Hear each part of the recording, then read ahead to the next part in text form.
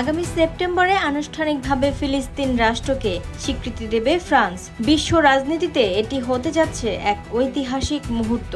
জি7ভুক্ত দেশ হিসেবে প্রথমবারের মতো এই স্বীকৃতি দিতে যাচ্ছে ফ্রান্স।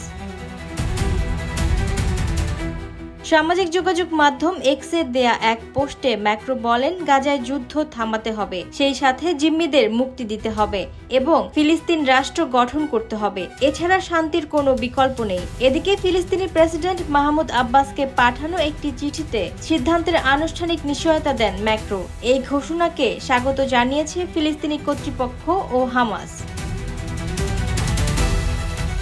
তবে ইসরায়েলের প্রধানমন্ত্রী নেতানিয়াহু বলেন, এটি সন্ত্রাসকে পুরস্কৃত করার শামিল। তার ভাষায় ৭ অক্টোবরের হামাসের হামলার পর এমন স্বীকৃতি ইসরায়েলের নিরাপত্তার জন্য হুমকি। গাজা এখন এক মানবিক বিপর্যয়ের নাম। ইতিমধ্যে জাতিসংঘের ১৪০টিরও বেশি দেশ ফিলিস্তিনি রাষ্ট্রকে স্বীকৃতি দিলেও যুক্তরাষ্ট্র ও যুক্তরাজ্য এখনও সেই পথে হাঁটেনি। তবে যুক্তরাজ্যের নতুন প্রধানমন্ত্রী কিয়ার স্টারমার বলেছেন, যুদ্ধবিরতির মাধ্যমেই আমরা দ্বিরাষ্ট্রীয় সমাধানের পথে যেতে পারি।